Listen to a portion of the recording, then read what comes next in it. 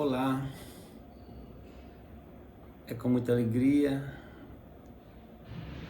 que venho até a vocês através desse vídeo. Então, meus cumprimentos fraternais a todos aqueles que me assistem, a vocês, amigos, irmãos em Cristo, companheiros de jornada. Meu cumprimento especial a todos aqueles que são colaboradores, são frequentadores, simpatizantes do Lar Espírita Luz e Amor. Para começarmos a nossa conversa de hoje, faremos uma prece. Rogo a todos que me acompanhem com esses pensamentos, aonde vão nos auxiliar, mudar as nossas energias para nos adaptarmos a esse momento especial de nossas vidas. Pai, Senhor de misericórdia, Jesus, amado e amigo mestre, permita que nesse instante os nossos irmãos espirituais, os nossos mentores queridos, esses anjos que nos guarnecem, que nos protegem com a tua luz, rogamos que nesse instante nos ampare, nos fortaleça, para que possamos compreendermos aquilo que falarmos e aquilo que ouvirmos. Tudo possa ser para nós uma reflexão para bons entendimentos, para que os nossos sentimentos sejam da melhor forma para o nosso convívio terreno e no nosso progresso moral e espiritual.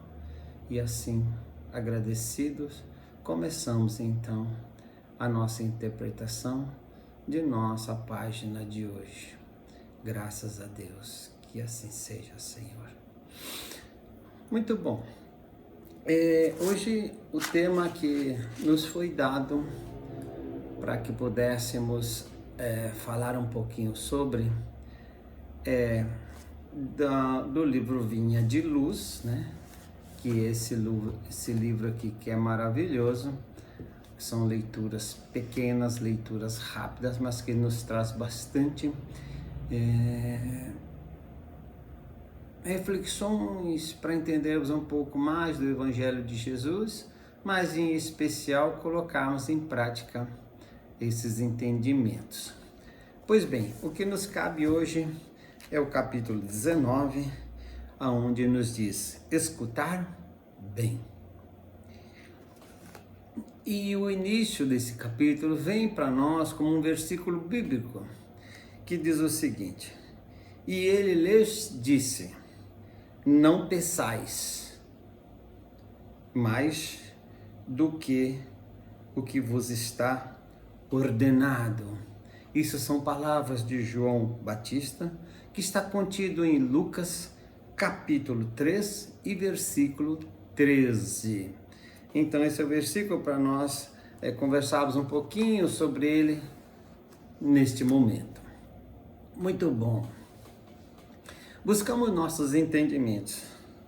João Batista, todo mundo sabe que ele é aquele precursor de Jesus que veio à Terra para poder trazer as informações e preparar o caminho para o recebimento de Cristo aqui na Terra, para facilitar um pouco a sua estadia terrena. Então, ele veio na condição de auxiliar preparar esse caminho, né? E auxiliar Jesus na sua chegada. Vamos entender então por que ele disse isso, né? Não peçais, não peça mais do que aquilo que lhe está ordenado. O que será que João quis trazer isso para nós? Vamos falar um pouquinho assim, historicamente, bem rápido, porque o tempo é muito curto, né? E a gente tem que trazer na íntegra o nosso entendimento sobre o assunto. Todo mundo sabe que naquele período no qual o João Batista, vivendo aí na terra, mesmo na era Batista e Jesus, que são muito próximos, né? São contemporâneos praticamente, quem tinha autoridades, que eram os reis, por exemplo, quando ele teria que fazer uma viagem de uma cidade para outra, o que eles fariam? Ou melhor, o que eles faziam naquele período para ter uma repercussão da sua passagem de uma cidade para outra, para visitar uma região diferente daquela onde ele estava sitiado, né? Sitiado aqui não é no sentido de não é naquele sentido de estar ali preso, obrigado, não. É onde eles estavam residentes, é onde era a sua moradia, o seu palácio, né? Então, para ele passar de uma cidade para outra, ou de uma região para outra, ele queria repercussão política. Então, o que eles faziam? Eles pegavam alguns de seus comandados, né? No sentido de ir à frente, avisando a toda a população que o rei passaria ali naquele dia, naquele período, em tal horário, para que todas as pessoas que ali estavam teriam que ir fazer aquela procissão e estar em determinado local para quando o rei passasse ele fosse aclamado, que fosse recebido, né, por aquela população. É como se ele tivesse ali sendo popularizado por aquelas pessoas. Ok, então sempre tinha que ir alguém na frente anunciando. Isso era um método de todos os reis naquele período. Alguém tinha que ir na frente anunciando que ele passaria ali, que ele chegaria, o tempo, que ele chegaria na cidade, horário, para que ele fizesse então ali a sua representação política e como se ele estivesse agradando a todos. Então todos teriam que aclamá-lo, aplaudi-lo. Isso era, na época, um costume. Isso, na época, era um formato de poder se apresentar. Ok. Por ser um costume, a gente vai fazer uma analogia, não nesse sentido de apresentação para exaltação a sua parte política obrigatória pelos aqueles que assistiam. Mas não vamos fazer aqui uma analogia de um arauto a anunciar alguém com o propósito de mostrar o melhor. Então João Batista, ele também foi um arauto de Jesus. Ele também foi orientado da chegada de Jesus no plano terreno. Então o que ele fazia? Naquele período, ele sai a anunciar Jesus. Se você pegar o contexto da Bíblia, né? Se nós pegarmos lá e lermos todo esse capítulo 3, né? Se nós chegarmos até o versículo 18, nós vamos entender melhor por que o João Batista fazia isso. Lá na Bíblia diz que ele saiu dos desertos e veio até então a pregar na Terra Santa, na Santa, porque era a terra produtiva, né? Então ele viria então para as terras produtivas e aonde estava ali a massa da sociedade naquele período. Então ele veio ali pregar a palavra de Deus. E pregando a palavra de Deus, ele anunciava então a vinda de Jesus. Então ele também veio à frente dessa região para falar que Jesus viria. Aí nasce algumas célebres frases dele a dizer que aquele que viria, ele não era digno nem de desatar as suas sandálias. E aquele que viria também, que hoje a colocação de João era assim, que naquele período ele batizava com a água, mas aquele que viesse batizaria, né, com o Espírito Santo e com o fogo. O fogo aí vem o fogo da verdade, né, que é uma chama que nos aquece, esse fogo que trazia então além da verdade, a certeza do Deus que nos criou e da sua bondade infinita. E então ele fala, vem essa célebre frase. E quando ele está pregando, então, naquelas regiões, chega até ele algumas castas, né? Algum tipo de pessoas um pouco diferenciada da plebe, do povão, para que fosse também batizado. Então nós vamos encontrar lá, eu trouxe na íntegra, aqui na Bíblia a gente vai encontrar na íntegra, porque é muito mais prático de dizer da forma melhor, né? Então ele fala que quando veio, deixa eu pegar aqui para vocês, na íntegra.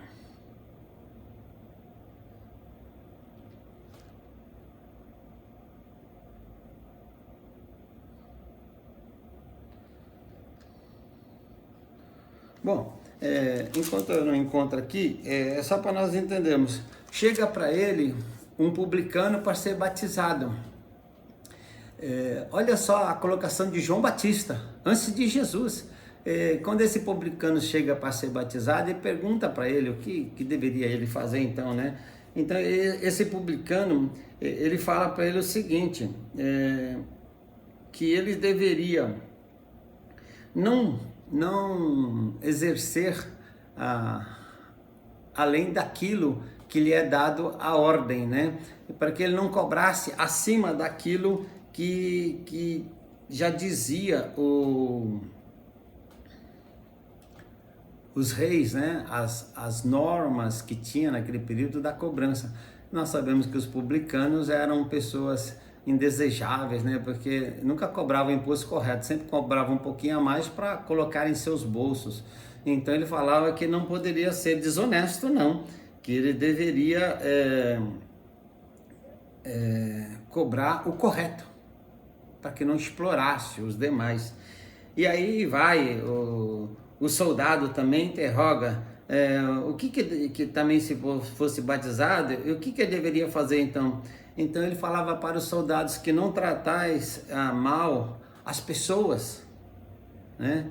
E que também se contentasse com o seu soldo, com o seu salário, que não fosse um corrupto, porque não se vendesse e nem se comprasse. Então é uma coisa muito interessante, porque ele vai estar falando aí do soldado, vai estar falando aí do publicano, né? O que deveria fazer. É muito interessante, porque se eu for ler aqui é muito longo. Trazendo só esses dois itens para nós entendermos. Se o publicano não deveria cobrar a taxa acima daquilo, porque não seria o correto. Estaria explorando alguém e que não fossem desonestos. Isso é João Batista falando. E falar para o soldado, olha, não trate mal seu semelhante e se contenha com seu salário.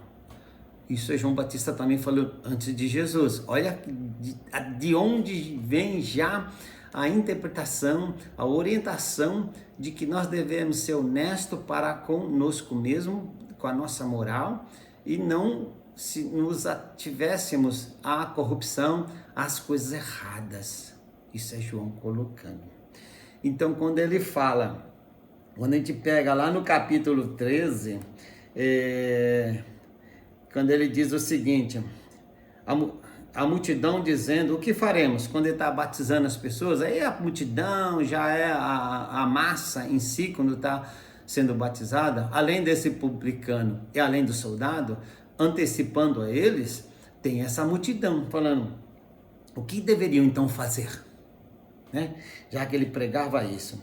Ele respondeu para a massa uma coisa super interessante, é aí onde entra o nosso versículo, olha,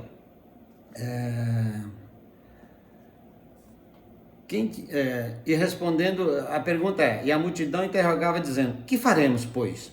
E ele responde, disse-lhes, quem tiver 2 túnicas, reparta com quem não tem.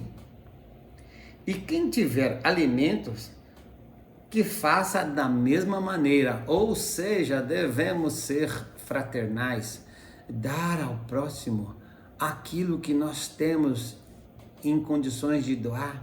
Se nós temos 2 túnicas e alguém tiver 100, oferecemos uma a essa pessoa. Se nós temos alimento e o outro não tem lá na sua despensa, devemos nós ajudarmos no seu provento, na sua alimentação. Isso era João Batista falando antes de Jesus. Por que ele queria fazer? Ele queria preparar essa sociedade, né, para que quando Jesus viesse e pregasse a lei do amor, a lei da fraternidade, fosse mais fácil compreendido. Haja visto que nós sabemos que não foi compreendido na sua totalidade, mas muitos já estavam preparados para quando Jesus chegasse. E quando Jesus chega, muitos o seguem, mas aqueles que ainda não estavam preparados, não seguiram e não compreenderam. Pois bem, e aí o capítulo ele é muito lindo, ele é muito interessante. Mas vamos entender então, por que ele disse o seguinte: não peça, né, a mais do que ele está ordenado. O que é ordenado?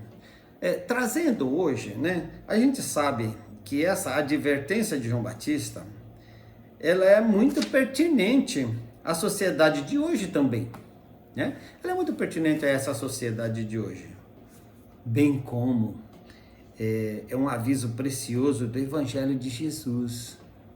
Ora, repartir, ajudar, auxiliar a quem precisa, na teoria, é uma obrigação nossa. Isso é uma obrigação.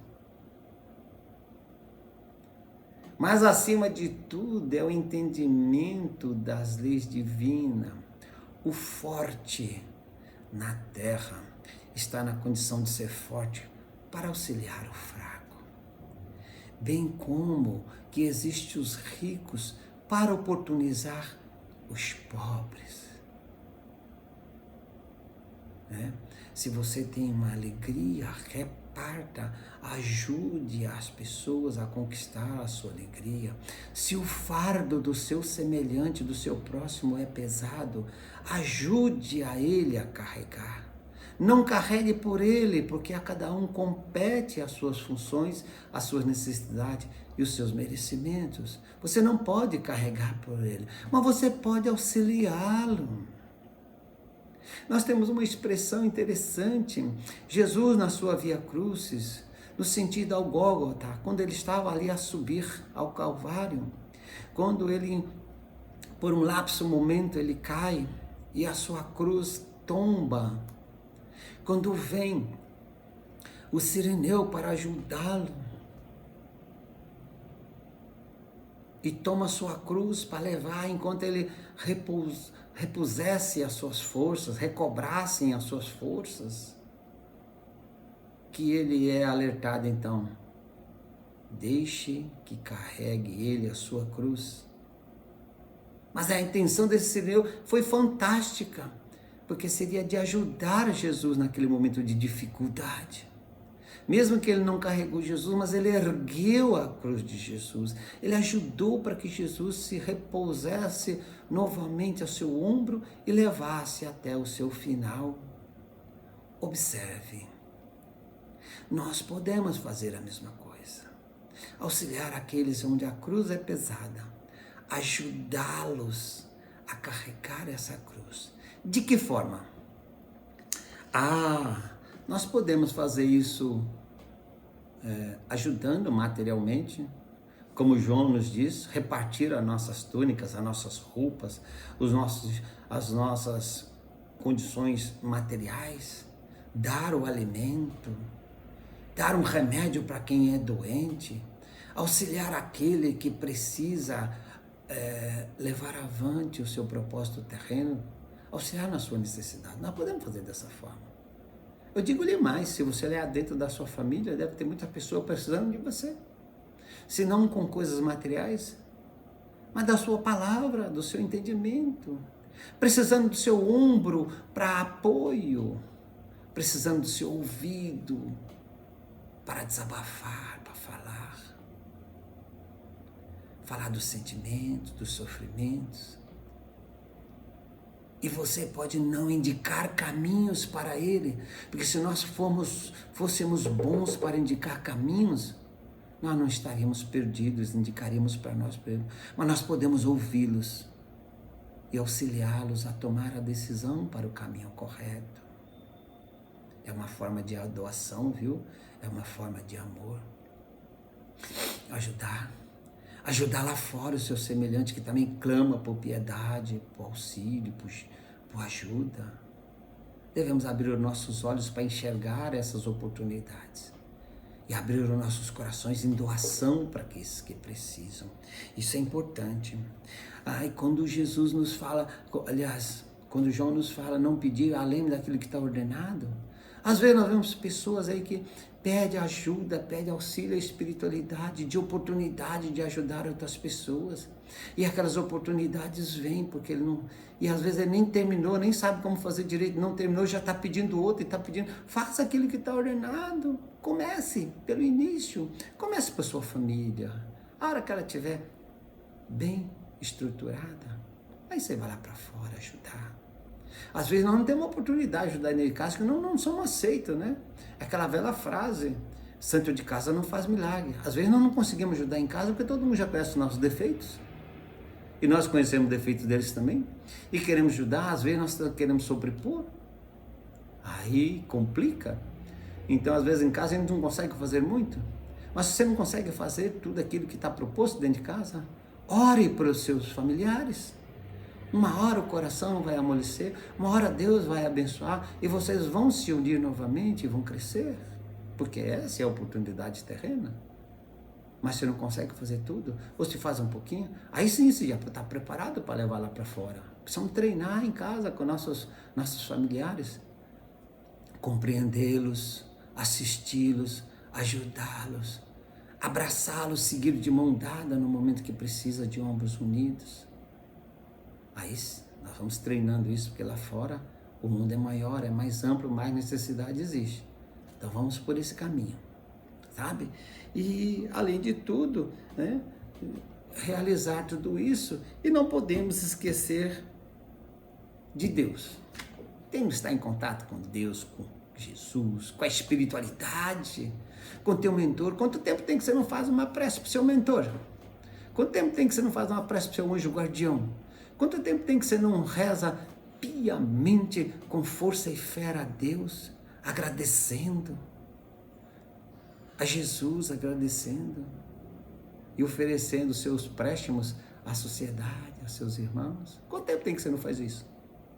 A gente reza aquelas rezas que nós fazemos, né? Aquelas preces decoradas. Pai nosso que está no céu, santificado seja o vosso nome. Às vezes, em vez de nós lermos, em vez de nós rezarmos de uma forma sentida de dentro para fora mesmo, falar: Pai, Tu que és nosso, né? Santificado seja o Teu vosso nome, Senhor. Venha a nós o vosso reino. Seja feita a vossa vontade, Senhor, tanto aqui na terra, como no céu, como na espiritualidade. Se nós rezarmos assim, orarmos assim, às vezes nosso tempo se vai, e às vezes quase sempre até a pressa a gente faz com pressa hoje em dia, né? Nossa vida é muito corrida, às vezes até a pressa a gente faz assim. Quando nós falamos, Pai nosso está no céu, santificado, não dá tempo nem de pensar nas palavras que nós estamos pensando. A pressa tem que ser sentida. Temos que tirar um momento nosso para falarmos com Deus verdadeiramente. Com sentimento. Porque Deus é sentimento, né, gente? Devemos dedicar a isso.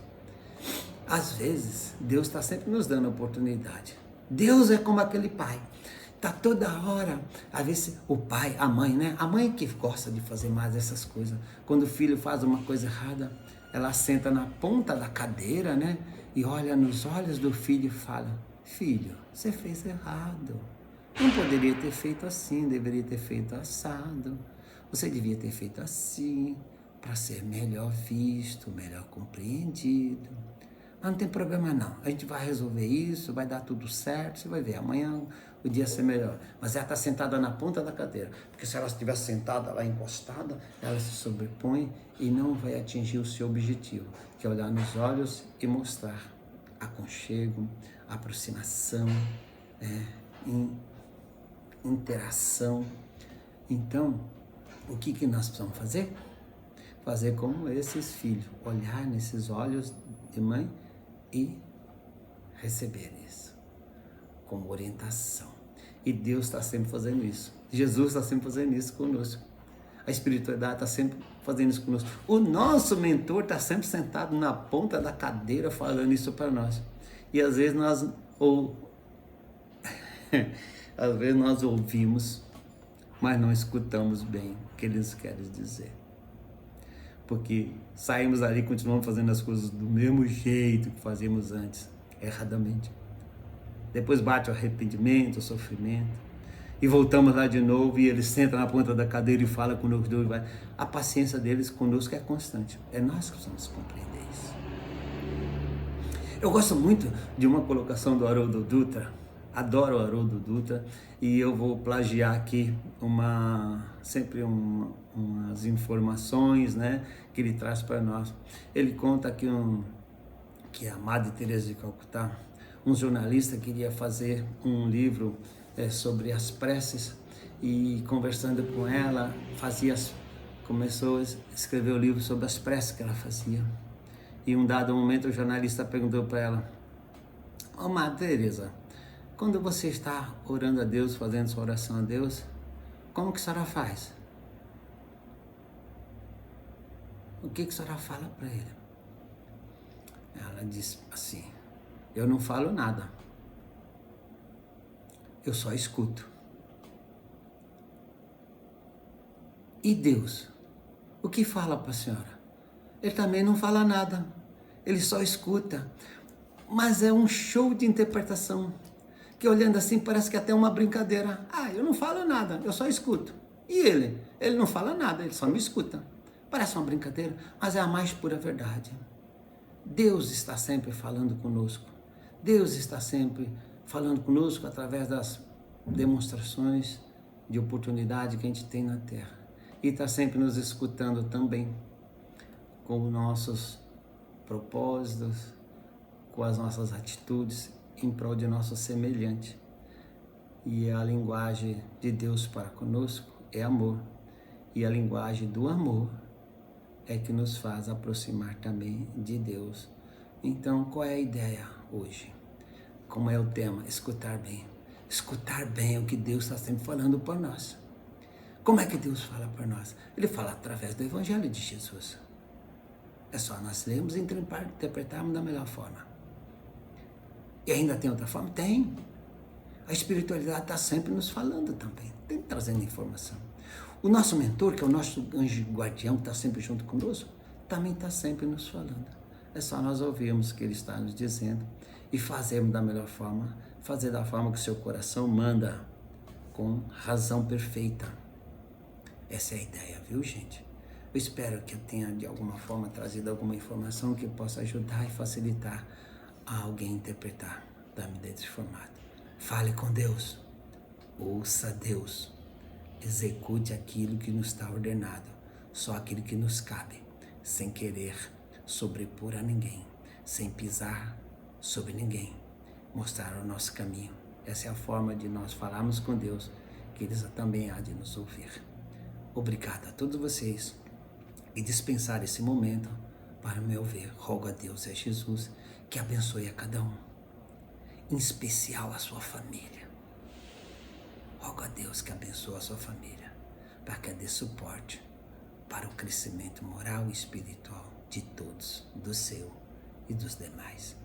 Bem, que as bênçãos da espiritualidade de Deus seja para com todo do nosso hoje. E que a paz seja com todos os corações, viu? Até a próxima. Que Deus nos abençoe, viu?